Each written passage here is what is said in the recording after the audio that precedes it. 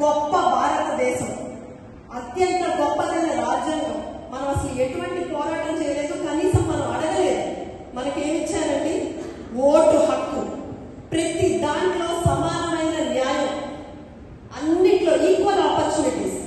ఈ రోజు చూసారా, మనం గమనెత్తితే ఎక్కడైనా ఈ రోజు ఫస్ట్ సిటిజన్ ఆఫ్ ఇండియా ఎవరండి?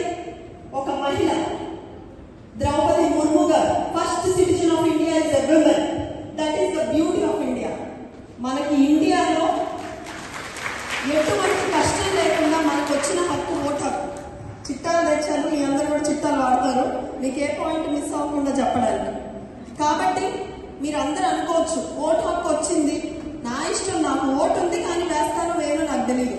ఆ రోజు ఇన్స్టాగ్రామ్ లో ఇట్లా పెట్టి ఒక ప్రొఫైల్ ఫోటో అప్లోడ్ చేద్దాం అనిపిస్తే వేస్తా, లేకపోతే లేదు అని మీరు అనుకోవచ్చు. కానీ అసలు ఓటు హక్కుకి ఈ రాజకీయాలకి, అసలు ఇక్కడ కాలేజ్కి వచ్చి మాట్లాడడానికి సంబంధం ఏంటో ఒకసారి చెప్తాం. ఇది మనలో చాలా మందికి అర్థం కూడా కాదు. అసలు ఓటు హక్కు అంటే ఏంటి, మనం అసలు రాజకీయాలతో సంబంధం ఏంటి అనుకుంటున్న వాళ్ళందరికీ ఒకసారి చెప్తాం. కొంతమంది లేచి వెళ్ళిపోయారు, వాళ్ళకి నచ్చకపో, నచ్చినా నచ్చకపోయినా, ఉన్నా ఉండకపోయినా, ఓటు వేసినా వేయకపోయినా, పొద్దున్నే పాల ప్యాకెట్తో మొదలైంది మన ఇంట్లో పనులు.